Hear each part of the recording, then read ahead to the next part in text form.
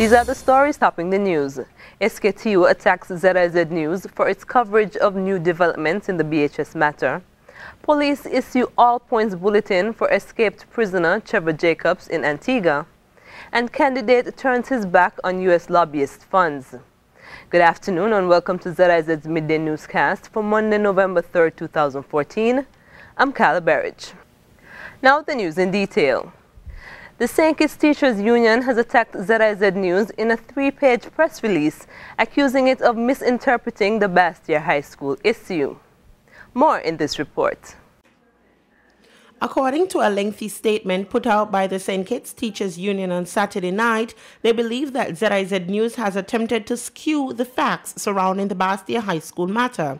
The SKTU took issue with and denied a story in which ZIZ News reported that the SKTU stated it would, quote, continue to agitate for relocation of the school, end quote.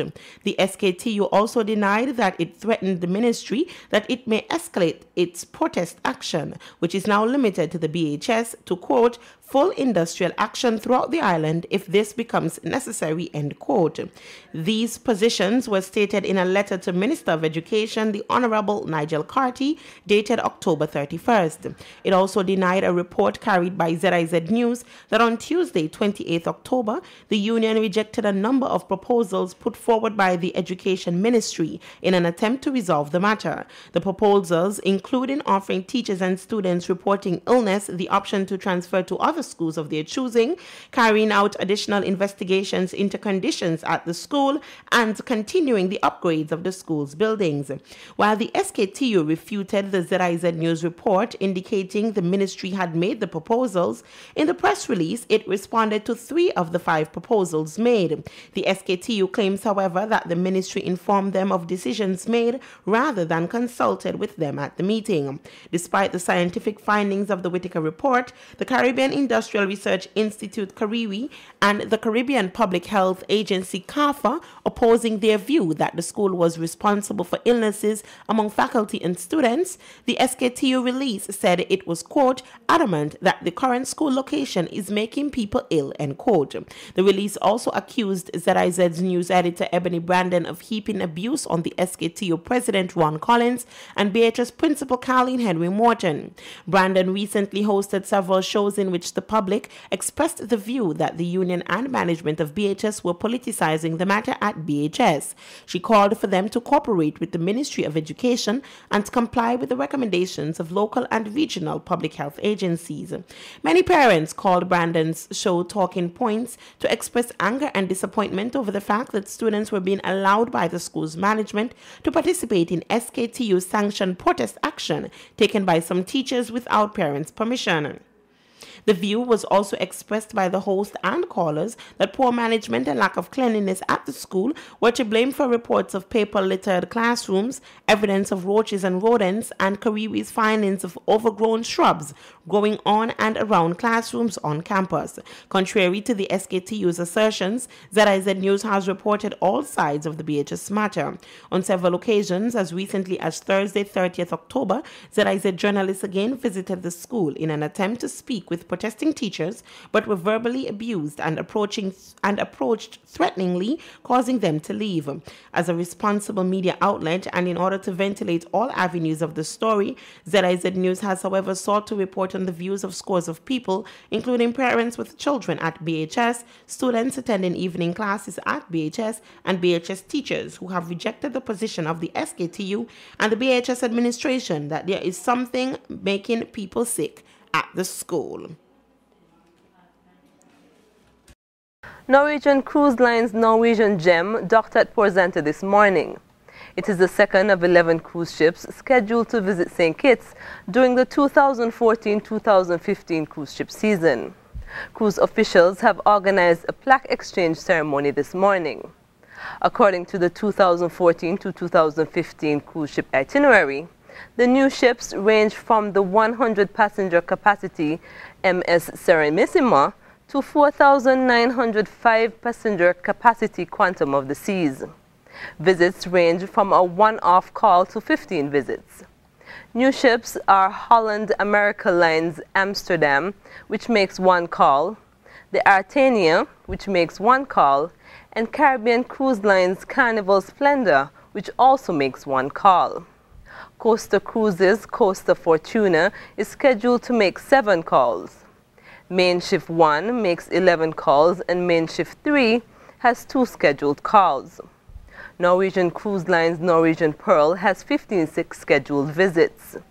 Royal Caribbean Cruise Line's Quantum of the Seas has 6 scheduled call ports to Port Zante, while Oceania Cruises, Riviera, and Louis Cruise Line's Thomas Cruises' Thomas Celebration is scheduled to make a total of 12 calls. In regional news, the police have issued an all-points bulletin, APB, for escaped prisoner Trevor Jacobs Jr. in Antigua and Barbuda. He escaped from Her Majesty's prison around 3:30 yesterday afternoon. It is understood that Jacobs Jr. jumped the walls of Her Majesty's prison in St. John's. According to reports, he was later seen running down the street in St. John's with blood dripping from his hand. The 24-year-old is a well-known convict. He was charged in August with the murder of former prisoner Akeem Brown. At the time of the incident, Jacobs was serving a 12-year sentence for robbery. The police are warning the public not to confront Jacobs if seen. He is said to be armed and extremely dangerous. The local cannabis movement in St. Lucia is hoping to learn from one of British Columbia's leading personalities in medical marijuana. The president of the Pacific Coast Medicinal Gardens Cooperative, Philip McClary, is in St. Lucia to meet with the members of the movement and discuss the potential economic benefits of the decriminalization of marijuana.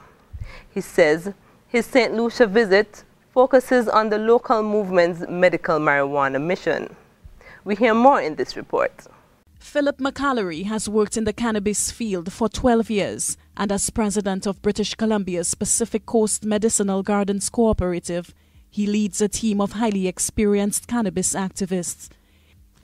He runs regular medical marijuana workshops in Canada and is hoping that members of the local cannabis movement can benefit from his skills and knowledge. You have a beautiful organic outdoor strain here that we do not have in Canada at all. The interesting thing about the outdoor, now we do have outdoor strains, but they're quite different. We have many, many indoor strains, and I think they could benefit a lot of people down here. I mean, we have strains for sleep, we have strains for epilepsy and spasms, we have strains for appetite, we have strains for sleep, we have strains for pretty much anything you want. And we are learning how to, well, we have learned how to grow these multiple strains. However, you've got a unique growing environment down here. McCallery says he will be demonstrating the various methods of using marijuana as medicine, including some recipes which worked for him when he suffered debilitating pain. The THC is inactive.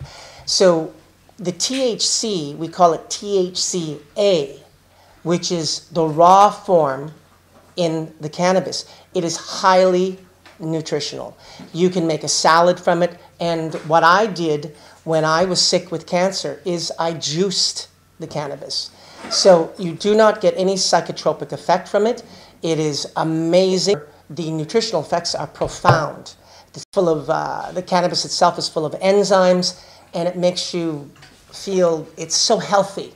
It's so very, very healthy. And a lot of people here don't realize the raw plant, you do not get high from it at all. It is a very nutritious plant. McCallery says by not tapping into the medical marijuana market, St. Lucia is missing out on an excellent revenue-generating opportunity. I don't know why, if the opportunity was to present itself, why this government wouldn't apply to export, you know, following all the rules and regulations that Canada set up. Why it could not. So, I mean, there's a lot of hoops to jump through, just, you know, regulations in general cause a great deal of hoops. But I don't see why it wouldn't benefit this country. We have an actual shortage right now of medical cannabis through the licensed producers. So they are looking for more cannabis. The medical marijuana producer says the key is to keep an open mind on the issue. He says medical marijuana can prove to be the healing balm that the ailing economy needs. Alison Kentish, HDS News Force.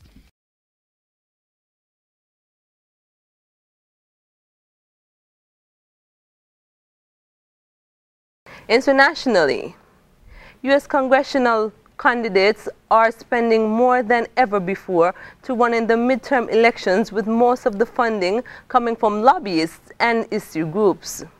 However, one Senate candidate has turned his back on corporate contributions. Al Jazeera's Kristen Salumi has the details. A long jog through the high plains of Wyoming is nothing for 75-year-old Charlie Hardy. But these days, the former priest is running an uphill battle to get elected to the Senate. A Democrat in a Republican state, Hardy and a handful of volunteers traverse the mountains by bus, trying to unseat a three-term incumbent who spent 50 times more money on his campaign.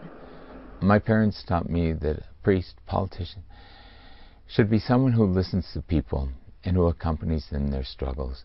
And what you have in Washington today, and this would include Senator Enzi, people who listen to money. Vote Charlie Hardy for the United States Senate. Hardy and his volunteers have been campaigning the old-fashioned way. I am Charlie Hardy. Listening and talking to voters. Senator Enzi's major contributor are pharmaceutical companies. The Wyoming Nursing Association supports expanding health care for the poor, like Hardy. His opponent has voted against it, but to many here, Hardy is an unknown commodity. Could he win? Or why is he doing this? Or where is it coming from? A very nice man that has a very tough race. You'd never guess it from outside, but this is the headquarters for the campaign of the Republican incumbent, Senator Mike Enzi. Neither the senator nor his staff would speak to us on camera about his campaign donations. $3.7 million that's come primarily from the healthcare industry and the energy sector, natural gas, petroleum, and coal. Some don't see a conflict in that industry bankrolling candidates. It doesn't matter whether you're Republican or Democrat. No elected official is going to take a stance against the dominant industry of the state. Mike Enzi loves Wyoming. But big money has changed the way candidates campaign, and politicians reliant on contributions may be less likely to challenge their party's line in Washington. The main rebel leader in Ukraine's largest separatist region, Donetsk, won the controversial election according to an exit poll conducted by the pro-Russian separatists. Large queues of voters filled the polling station for the elections on Sunday, while an estimated half of the population has left the region since the conflict started. We hear more in this report. The day has finally come for Natalia Sleserova and her friends to vote. For months, they have been watching events unfold in their native Donetsk. For her, the ballot is about ending the conflict in Ukraine. It's important to vote and stand up for our city, otherwise all of this would have been in vain. The main thing is stability for the people and faith in the future. Natalia won't tell us who she voted for. There are 3 candidates for the presidency in Donetsk. But it's Alexander Sakharchenko, the acting prime minister of the pro-Russian separatists, who is expected to win. He was the first one to cast his ballot in this polling station, and it was also his first public appearance in civilian clothes. I did not go out to war today. This is a historical day, the day of elections, and they are a peaceful affair, so I wore a suit. I know how to wear it as well as a military uniform. For Sakharchenko, a mining electrician turned fighter, the vote is all about legitimacy, even though so far only Moscow indicated it would recognize the results. Kiev says the vote is illegitimate. There are large queue of voters in the polling stations we have seen. This one stretches all the way down this corridor, and people here say they have been waiting up to 2 hours to cast their ballot. And just here, well, there's a celebration involving children, and this is exactly the kind of image the separatist leaders were hoping for, to show that they do enjoy popular support, at least among the people who chose to remain here in the east. The vote is dominated by an older generation still nostalgic for the old days of the Soviet Union, a time when they say there was little corruption. For Viktor Shurkin, this is a day of victory. Now the weather. Today's skies are expected to be partly sunny. Temperatures will reach a high of 30 degrees and a low of 25 degrees.